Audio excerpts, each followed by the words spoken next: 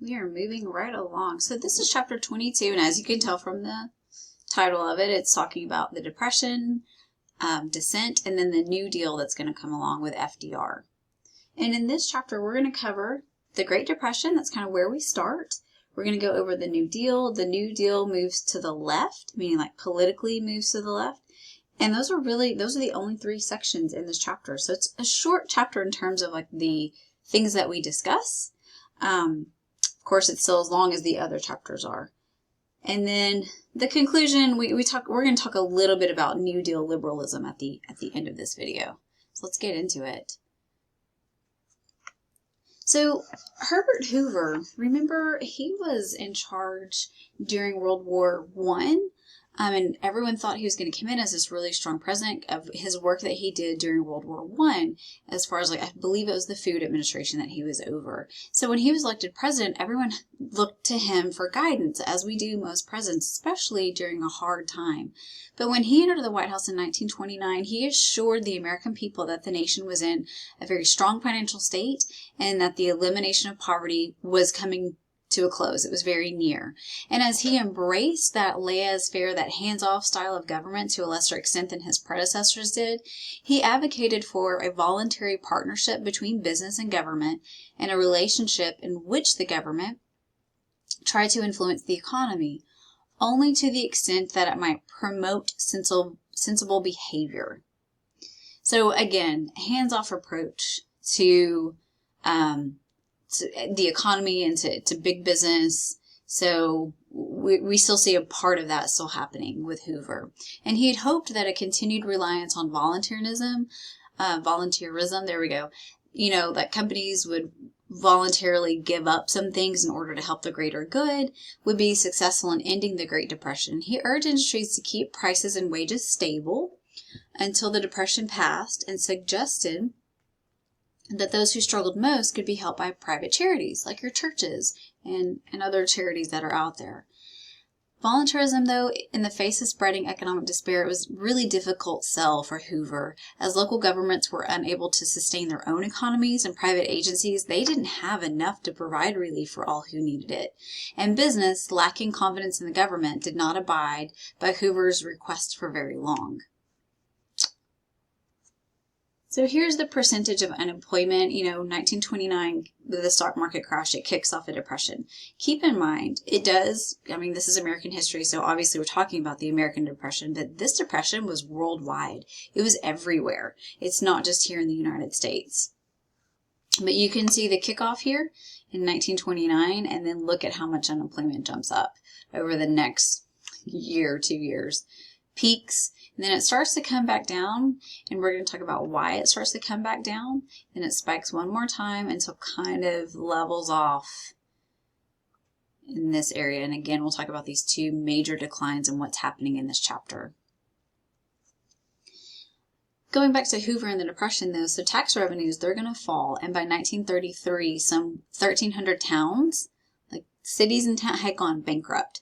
Chicago and other cities no longer paid their teachers, and mass unemployment spread out of control.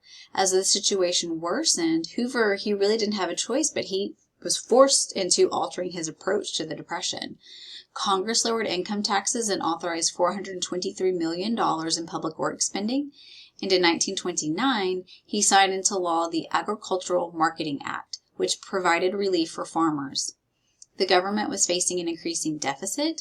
However, in 1932, Hoover and Congress were going to raise taxes on the wealthy, which exacerbated the problems of slow production, declining investment, and rising unemployment. We do have the Hawley-Smoot Act of 1930, and it does increase tariff rates. Other countries responded by raising their duties, slowing the demand for American exports and further worsening the Depression. So what they end up doing, these other countries, they're raising how much it is for, our goods are going to be taxed once they go into their country, right? And we have to pay that.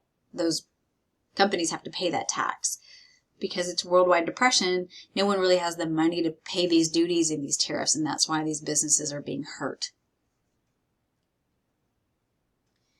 Hoover made another effort to create relief, and he authorized the Reconstruction Finance Corporation, known as the RFC. And this was an agency that kept banks, insurance companies, and railroads afloat. The government hoped that this measure would provide dividends that would flow from the top of the economy to the bottom, trickle-down economics. With an operating budget of $1.5 billion, the RFC, hoped to hire people for public work projects and provide some economic aid to those struggling the most. But in spite of its efforts, they were too cautious in their spending, and the wealth never trickled down. I want you to keep in mind what we just talked about, public work projects. The next president is going to pick that up, but he does a better job of selling it and getting people actually employed in these public work projects. Hoover refuses to extend government welfare to those individuals who struggle the most, arguing that the government aid would be damaging to individual character and self-help. The Great Depression in the United States was part of, like I said, that global economic collapse. So we've got places like Great Britain, France, Germany, Italy, Spain, and Portugal all faced unemployment crises and widespread poverty and political unrest. In Germany, Italy, and Spain, and Portugal, the Depression facilitated the rise of authoritarian dictators. So we have what are known as Hoovervilles, and the situation in the United States grew increasingly desperate as families who lacked sufficient clothing crowded into small urban apartments with no gas or electricity, and they cooked their meals over outdoor fires. And in the most desperate of scenarios, the homeless constructed makeshift shelters out of cartons, newspapers, and cloth in neighborhoods known as Hoovervilles. They're calling them Hoovervilles because they feel like it's the president's fault for them having to live in these like shanty towns. Hungry homeless people lived beneath bridges and in wrecked cars. In an extreme situation, 50 starving men fought over food scraps thrown out of a Chicago restaurant. We have cases like that happening everywhere throughout the United States. For rural dwellers, those that lived in the country, evictions and foreclosures created a housing crisis, and the climate was equally cruel. Between 1929 and 1933, dust storms consumed the Great Plains and parts of the Southwest, destroying agriculture, vegetation, and animal life. Though the climate played a role in the dust storms, Plains farmers had laid the groundwork for the crisis by not planting trees or grass alongside wheat, which would have prevented the erosion of the earth. This was a common sight to be seen, especially in major cities around the country. So this is a soup kitchen, and this is a line for people waiting in line to probably get the only meal that they might have been able to that day. There's going to be bread lines. There's going to be soup lines. Eleanor Roosevelt, FDR's wife, she will go in and she's going to try to work in these soup kitchens as well to get food out to people that just, they have nothing. Malcolm X, we'll talk about him later on. But during the Depression, he was a young boy, and he would go and pick dandelions, the weed, and they would make dandelion soup, or his mom would. Just kind of boil that down so that they had like some taste and a little bit of nutrition in that. But that's how desperate people were, and they get even more desperate. This is a picture of the Dust Bowl where it was the most severe here. You'll notice most severe is probably the panhandle of Oklahoma, where they got it the most. But you'll notice all the way down here into Texas, out in New Mexico, Colorado, and Kansas. And then the most severe, like I said, that panhandle area, kind of that whole area there.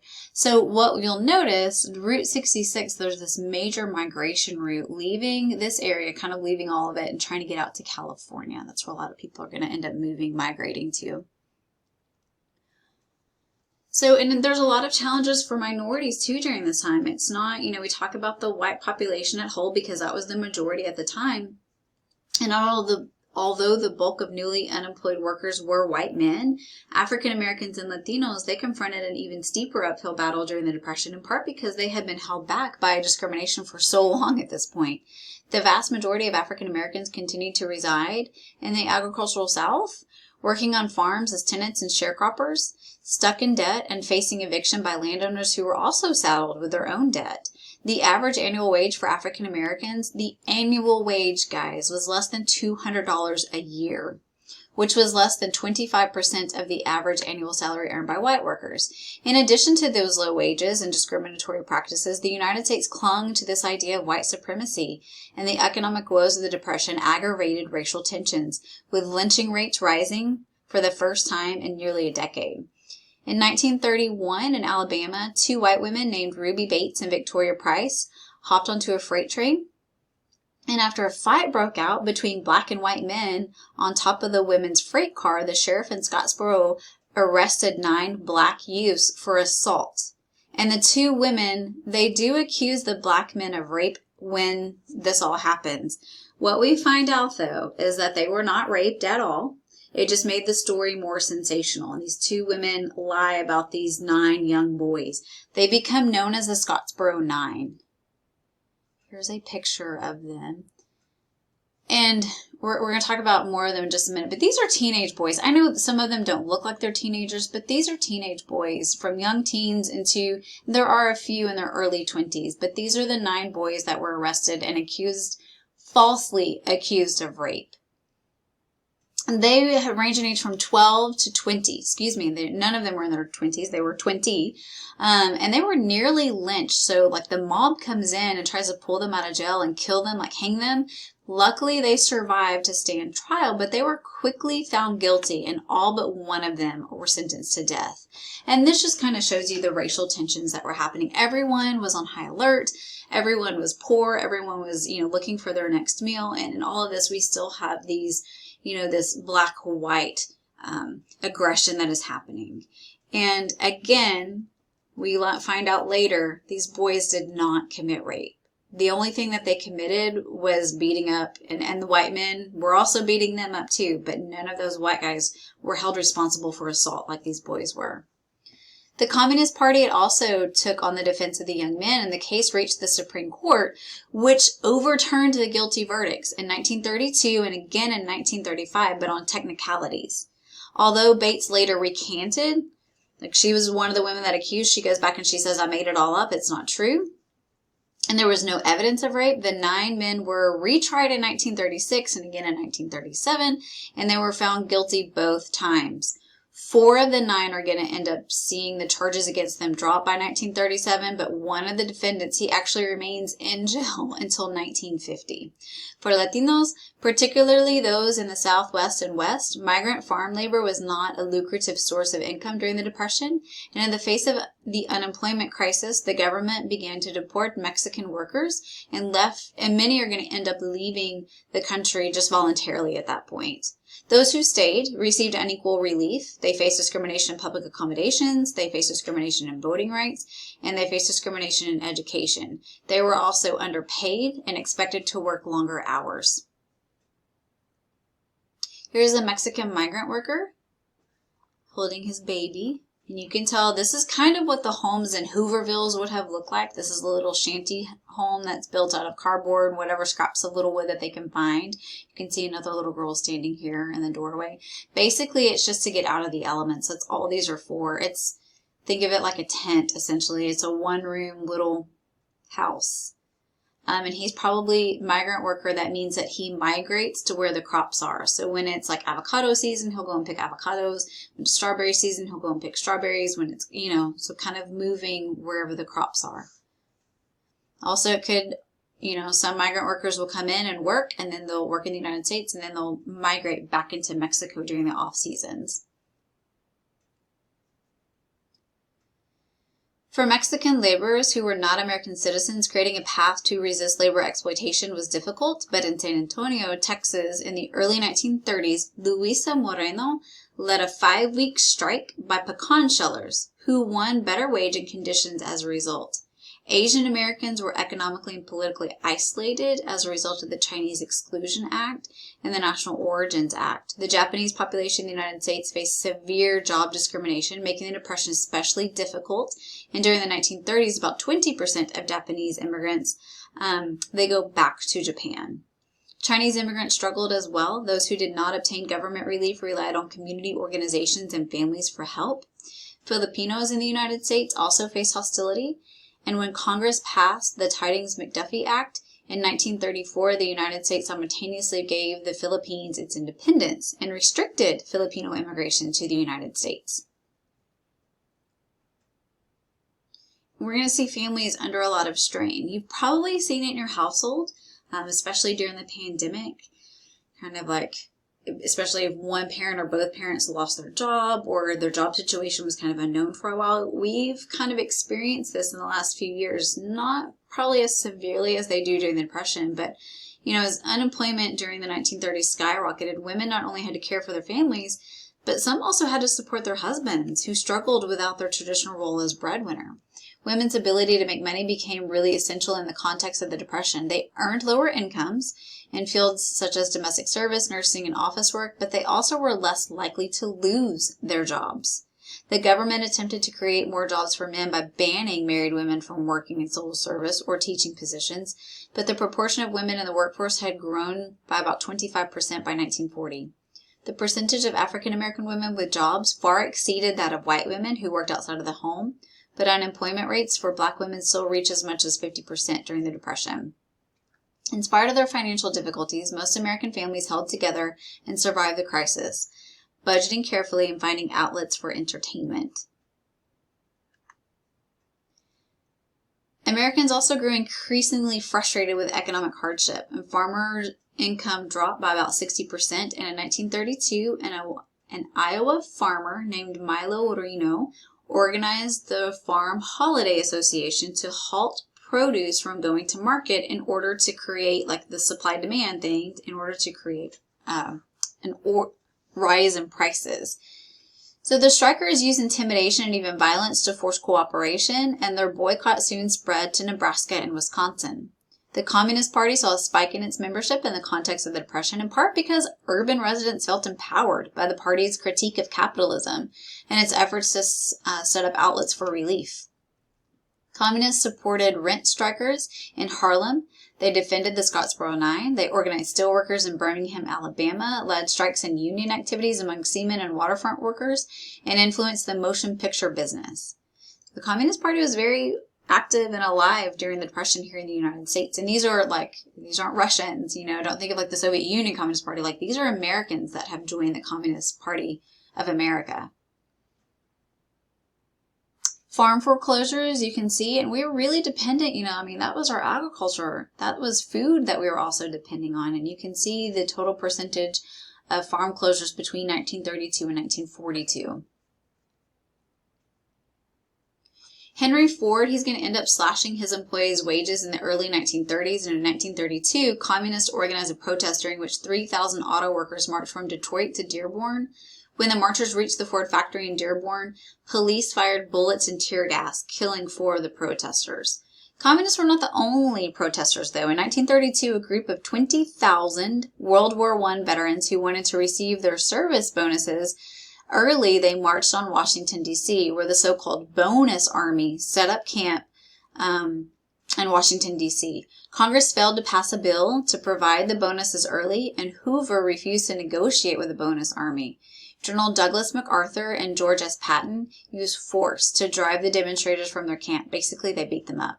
They set fire to their tents, 1 marcher was killed, and 100 more were wounded. The President Hoover, his inability to work with the Bonus Army and his failure to provide relief decimated his popularity. He appeared to be out of touch with ordinary Americans who were desperately poor.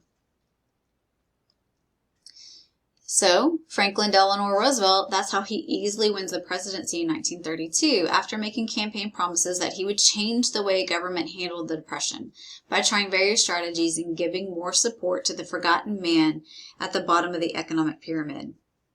Roosevelt believed that practical approaches to the nation's problems would create more significant change for its citizens, and he won a reputation for taking concrete action to improve ordinary people's lives. Though not all of his policies succeeded in effecting significant change, he was vastly popular among the American people. Roosevelt sought to rally the nation, starting with his first inaugural address, in which he told the Americans that, quote, "The only thing we have to fear is fear itself," unquote. And he embraced that idea of communication with public via, he wanted more communication between the president, kind of updating the American people, and he used fireside chats. And those were broadcast over the radio, and that would help sustain public morale through the difficult times. Roosevelt's New Deal program encompassed a number of economic reforms whose goals were to create millions of jobs, increase prices for farmers, and restore financial stability and save capitalism. So his first step in providing relief and towards recovery was to close all the banks for several days in an effort to quell the panic Americans were in after losing their savings. They're known as bank holidays. And soon after, Congress passed the Emergency Banking Act, which forced banks to pass an inspection by the Treasury Department before they could be reopened. Congressional passage of the Glass-Steagall Act in June 1933 created the Federal Deposit Insurance Corporation, the FDIC, which was established to protect personal saving accounts and separate commercial banks from investment banks. 1 year later, Roosevelt created the Securities and Exchange Commission, the SEC, to regulate the stock market with the aim of preventing the type of collapse that some felt had triggered the economic decline. As part of his efforts to balance the federal budget, Roosevelt facilitated the end of prohibition with the passage and ratification of the 21st Amendment, allowing the government to tax alcohol sales and eliminating the cost of prohibition enforcement. So it was like, we can make money off of alcohol. Lots of people drink alcohol, and so by bringing back, legality of alcohol, the manufacturing, production, and selling of alcohol, that's something that we could tax and make revenue off of. So FDR won the support of the progressives by following the advice of his wife Eleanor and appointed Frances Perkins to head the Department of Labor. Perkins was the first woman to head a cabinet agency. In May of 1933, Congress created the Agricultural Adjustment Administration, or the AAA, which paid farmers subsidies to cut production, slaughter excess livestock, and plow overplanted fields in an effort to raise prices. By 1935, farm income had increased by 50%. Go back and read, though, in the textbook. I believe this one talks about what they do with all the pigs, and it really does upset people, slaughtering this excess livestock. Farmers profited off of the AAA in part by evicting tenant farmers and sharecroppers rather than giving a portion of the subsidies, meaning that, in spite of their relief, black agriculturists continued to suffer. The Tennessee Valley Authority, or the TVA, established in 1933, worked on rural electrification and revitalization of the Tennessee River Valley region through flood control projects. Roosevelt also established the National Recovery Administration, the NRA, which not the National Rifle Association, by the way, different NRA, which regulated production, wages, prices, and collective bargaining with the intent of increasing consumer purchasing power and fostering business growth. The National Recovery Administration undertook a public relations campaign to get businesses and industries to join up and display the NRA's Blue Eagle symbol. But most businesses did not control prices as anticipated, and the NRA displayed lackluster support for collective bargaining. The organization failed to create the desired recovery, and in 1935, the Supreme Court ruled that the NRA was actually unconstitutional. But what about direct assistance and relief? So to provide more of that direct relief to struggling Americans, Roosevelt created the Federal Emergency Relief Administration, or FERA, which helped states recover from bankruptcy. The FERA was headed by Harry Hopkins, who spent its appropriations quickly, citing ordinary people's daily needs. Infrastructure projects took center stage early in the New Deal. Under the direction of Harold Ickes, the Public Works Administration built dams, bridges, schools, buildings, sewage plants, port facilities, and hospitals. The Civil Works Administration, a collaborative initiative by Roosevelt and Hopkins, offered employment on infrastructure projects to more than 4 million Americans in order to help people survive the winter. The Civilian Conservation Corps, the CCC, was run by the Army and put single young men to work in forests, parks, and beaches, and on bridges and dams. The men wore uniforms, slept in camps, and earned $1 a day. The government, with the government sending 25 of their monthly wages directly to the men's families. So in spite of Roosevelt's efforts, recovery was very slow, and 20% of the population remained unemployed in 1935. Roosevelt faced criticism on the right and on the left because of the slow pace of change. Right-wing critics feared that New Deal spending signaled big government, while left-wing critics argued that Roosevelt's policies did not go far enough to provide relief for the suffering masses and dismantle expansive corporate wealth and power. Corporations, though, they took on the task of spreading conservative values as the Republican Party struggled to regroup after Hoover's response to the Depression had damaged its reputation. And in 1934, the DuPont Corporation and General Motors established the American Liberty League. In the American Liberty League, they argued that Americans needed to be encouraged to work and accumulate wealth, and that the New Deal was nothing more than a socialist or communist plot led by Roosevelt. whom they likened to a dictator. The organization was not large, but it did attract northern industrialists, bankers, and even some Democrats. The Communist Party grew in the 1930s, with its membership peaking at about 75,000 in 1938. Workers and African Americans joined the party in response to its unionization efforts and its representation of the Scottsboro Nine. In addition, the party built relationships with and influenced a range of left-leaning organizations in the fields of civil rights and organized labor. But by the end of the 1930s, membership had really begun to fall as negative aspects of the Soviet Union's policies started to come to light. So among Roosevelt's strongest critics was a retired doctor named Francis Townsend, who suggested the government gave individuals over 60 a $200 monthly pension that they had to spend. And Townsend argued that this would encourage people to retire earlier, stimulating employment opportunities for youth, and the money paid in stipends would contribute to the economic growth. Townsend's plan was really popular, this idea of, long-term retirement plan. And Townsend clubs boasted 3.5 million members by 1936. Charles E. Coughlin was another important Roosevelt critic. He was a Catholic priest from Michigan, and he used national radio broadcasts to argue that Roosevelt's New Deal served only the interests of bankers, communists, and Jews. Eventually, his anti-Semitism and support for fascist dictatorships overseas led to the demise of his radio program. In politics, Huey Pierce Long challenged Roosevelt, first as governor of Louisiana and later as U.S. Senator. Long argued that the New Deal failed to achieve its goal and concentrated wealth in the hands of only a few people. In 1934, Long established the Share Our Wealth Society, which promised to give each family a $5,000 homestead and guaranteed an annual income of $2,000 to be funded by income and inheritance taxes on the wealthy. Long had a vast and diverse array of supporters, but unfortunately, he's going to be murdered in 1935. So though many Americans benefited from those early New Deal measures, many others were left out. And in 1935, Roosevelt resolved to provide more relief by increasing government spending. So the Works Progress Administration, they modeled after the Civil Works Administration. They created jobs for about 8.5 million Americans who built or repaired roads, bridges, airports, and public buildings. The Works Progress Administration created the Federal Writers Project, the Federal Art Project, the Federal Music Project, and the Federal Theater Project to help employ writers, artists, and musicians and provide federal support for the production of cultural works.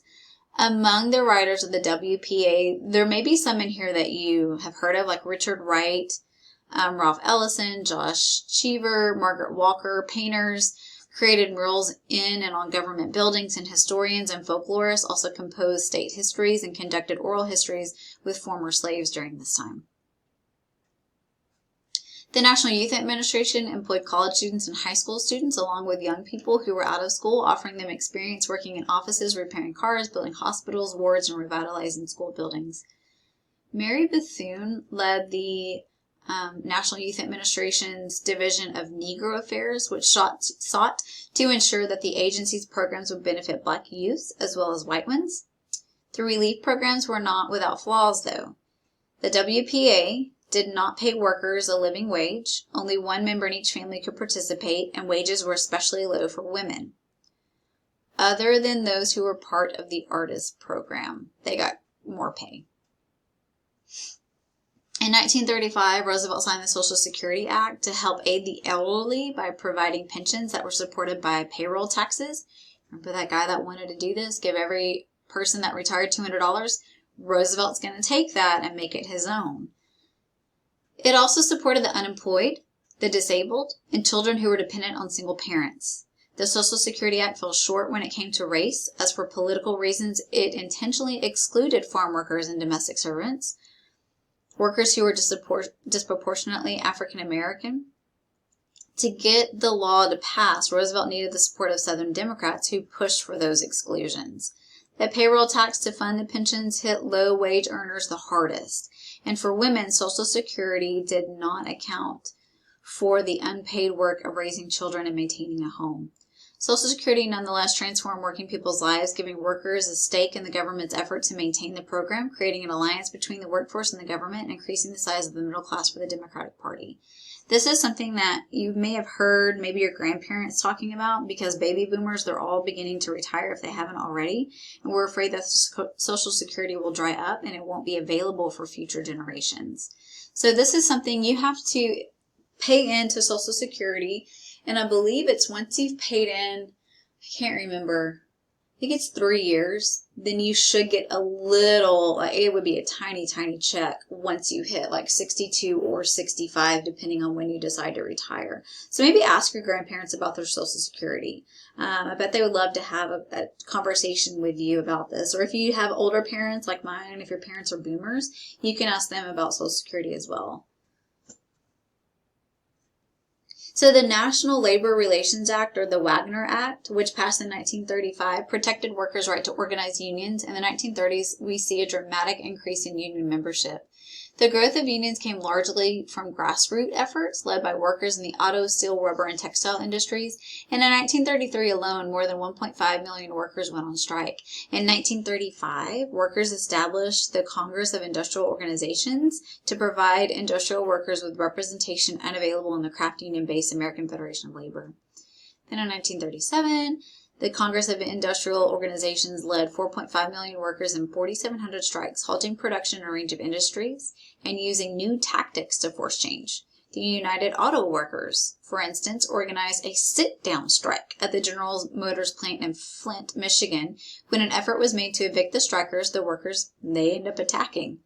Women affiliated with the union and known as Union Maids formed the Women's Emergency Brigade, which provided supplies to workers and helped buoy their spirits. The strike was successful, and GM recognized the UAW after 6 weeks. The efforts of that CIO and the American Federation League, they won organized labor significant influence in New Deal politics, and their efforts helped pass the Fair Labor Standards Act, which established your minimum hourly wages and maximum working hours of 40 per week. This is something that we still use today. Roosevelt went further than most prior presidents to create opportunities for African Americans, establishing an informal black cabinet, desegregating federal offices and facilities, and creating the Civil Liberties Unit in the Department of Justice. In 1936, black voters contributed to a significant electoral shift, switching their loyalties from Lincoln's Republican Party to Roosevelt's Democrats. Roosevelt's New Deal measures, however, did not go very far among African Americans who still faced discrimination and low wages and enjoyed only limited benefits from important New Deal programs such as the Social Security Act and the Fair Labor Standards Act. Roosevelt allowed the exclusion of blacks from New Deal measures and relaxed his support of efforts to legislate against lynching or poll taxes in order to appease white Southern Democrats. In fact, many of the gains made through the New Deal's alliance between big labor and big government excluded non-unionized industrial and agricultural workers, many of whom happen to be minority, right? African American, and lack bargaining power.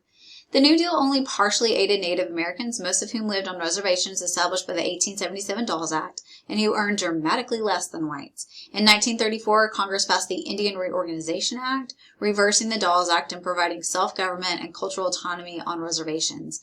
The Indian Reorganization Act, it failed to recognize that various tribes had diverse political and economic practices. However, and the Seneca, Crow, Navajo, and numerous others are going to reject it. Roosevelt easily won re-election in 1936, signaling an important electoral shift by attracting an uncommon assortment of voters that comprised a coalition of farmers, urban immigrants, white Southerners, the poor, union members, and blacks. Roosevelt, however, quickly faced opposition when he proposed increasing the size of the Supreme Court through a court-packing plan that would allow him to appoint 6 additional judges so as to prevent the overturning of his New Deal legislation. You guys have probably, hopefully, been paying attention to a little bit in politics. We have some Supreme Court justices that have passed away recently, and replacing those, this was a huge deal between the Obama and Trump administration who would take over. Trump appointed someone, a Republican. Well, what Roosevelt is trying to do, he's trying to appoint more like, oh, these guys are getting near the age of retirement, they're too old. Why don't we appoint 6 more judges to the ones that we already have, and I'll make sure that all of these judges, they will be, supporters of my political party, the that I want, and they'll push these measures through that I want. And a lot of people took this as a court packing plan. That's what it was called, but also as that's kind of, you're being a dictator almost.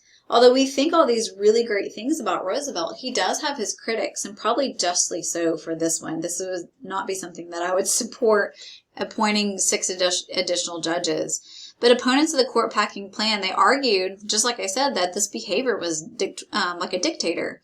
A loaded charge in the context of rising dictatorships in Europe, and the plan is going to fail. The Supreme Court nonetheless approved the Wagner Act and the Social Security, but Roosevelt's reputation is really going to suffer.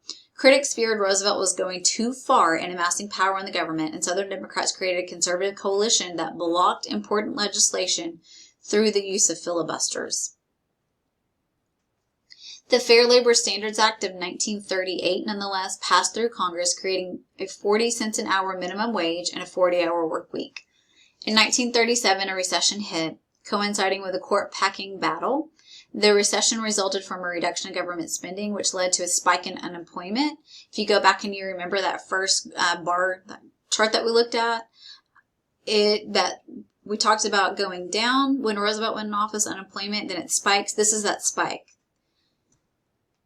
Well, at the same time, the Social Security payroll tax went into effect, but puts less money in consumers' pockets. The New Deal had still not resolved the Depression by 1939. Unemployment was at 17%. Nearly 2/3 of Americans were poor, and the distribution of wealth was still uneven.